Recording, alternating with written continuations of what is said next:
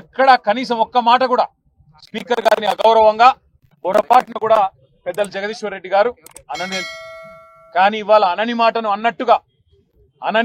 అన్నట్టుగా ఇవాళ జరగని తప్పునేదో తరిగినట్టుగా చిత్రీకరించి ఇవాళ మా గౌరవ సభ్యులు జగదీశ్వర్ రెడ్డి గారిని ఏదైతే ఈ సమావేశాలు ముగిసేంత వరకు సస్పెండ్ చేస్తున్నామని చెప్పి ఏకపక్షంగా నియంతృత్వ పోకడలతో ఈ రాష్ట్ర ప్రభుత్వం 5 గంటలు సభను వాయిదా వేసి ఢిల్లీలో ఉండే రేవంత్ రెడ్డి గారి ఆదేశం మేరకు గొంతు నొక్కి మా కనీసం ఉరిశిక్ష వేసే ముందు కూడా ఆ ఉరిశిక్ష ఎవరికైతే విధిస్తారో వారికి తమ వాదన చెప్పుకునే అవకాశం ఇస్తారు. కానీ జగదీశ్వర్ రెడ్డి గారి కనీసం తాను చేసిన తప్పేంది, నేను ఏం మాట్లాడినా తప్పు మాట అని కనీసం వివరణ అడగడానికి గాని అవసరమైతే మా నాయకుడు, మా పెద్దలు, ప్రతిపక్ష నాయకులు, తెలంగాణ సాధించిన పెద్దలు గౌరవనీయులు కేసీఆర్ గారు మాకు స్పష్టంగా ఆదేశం ఇచ్చినారు. స్పీకర్ గారు పెద్దవారు, ఒకవేళ ఆయన బాధపడి ఉంటే ఏం పర్వాలేదు, మీరు విచారం వ్యక్తం చేయండి, తదనంతరం సభను సజావుగా జరిగేటట్టు సహకరించండి అని చెప్పి మాకు ఆదేశం ఇచ్చినారు. ఆ మాట మేమందరం కూడా, శాసనసభ్యులందరం కూడా పోయి స్పీకర్ గారికి, శాసనసభ వ్యవహారాల మంత్రి శ్రీధర్ బాబు గారికి కూడా స్పష్టంగా చెప్పొచ్చినాం. సార్ మాకు మైక్ ఇవ్వండి, మేము నిజంగానే ఏదైనా పొల్లు మాట మాట్లాడింటే అవసరమైతే టీవీ పెట్టి శాసనసభలో చూపెట్టండి, సభ్యులందరికీ అన్ని పార్టీల అభిప్రాయాలు తీసుకోండి.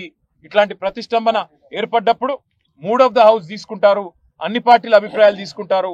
అవసరమైతే స్పీకర్ గారి ఛాంబర్ లో ఒక సమావేశం పెట్టి ఈ ప్రతిష్టంభన తొలగించడానికి ప్రయత్నం చేస్తారు. ఒకవేళ ఏదైనా మాట దొర్లింది అని మీరు భావిస్తే మా సభ్యులు హుందాగా ముందుకొచ్చి విచారం వ్యక్తం చేయడానికి కూడా సిద్ధంగా ఉన్నాము. మా నాయకుడు చెప్పారు, మేము అనలేదు, తప్పు మాట అనలేదు, ఒక్క మాట కూడా పొల్లు మాట మాట్లాడలేదు. అయినా సరే స్పీకర్ గారి మీద ఉండే గౌరవంతో, ఆ పదవి మీద, ఆ రాజ్యాంగబద్ధమైన వ్యవస్థ మీద ఉండే గౌరవంతో మేము అవసరమైతే విచారం వ్యక్తం చేసి సభ సజావుగా జరగడానికి సహకరిస్తామని చెప్పి హుందాగా మేము పోయి స్పీకర్ గారికి, శాసనసభ వ్యవహారాల మంత్రి గారికి చెప్పినాం.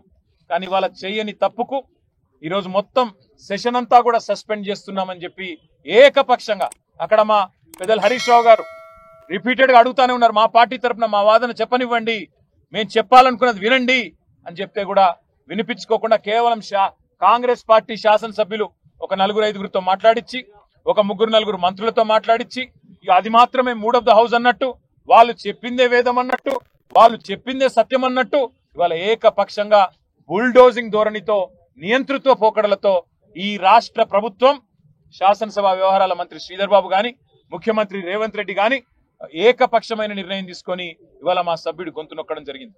అందుకే ఇవాళ రాజ్యాంగాన్ని రచించిన భారతరత్న డాక్టర్ బాబాసాహెబ్ అంబేద్కర్ గారికి ఈ రాష్ట్రంలో జరుగుతున్న రాజ్యాంగ హక్కుల హననం గురించి, ఈ రాష్ట్రంలో జరుగుతున్న అప్రజాస్వామికమైన పోకడల గురించి మరి నిరసన చెప్పడానికే ఇక్కడ వచ్చి కూర్చున్నాం. మరి ఇక్కడికి వచ్చి చూస్తే పరిస్థితి ఏందండి?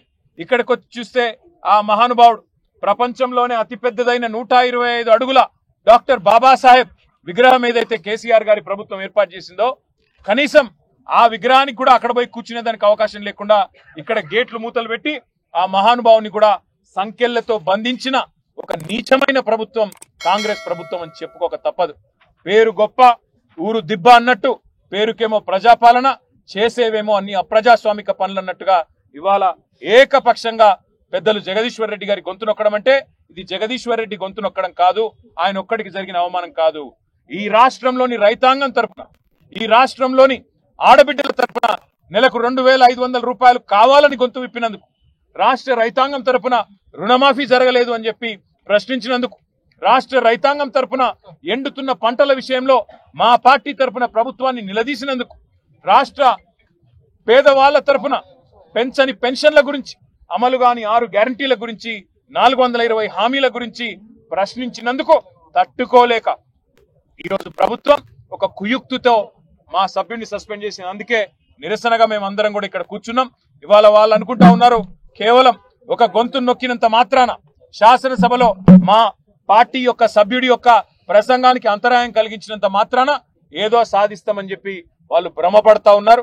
కానీ రాష్ట్రంలోని ప్రజలు అన్ని గమనిస్తా ఉన్నారు.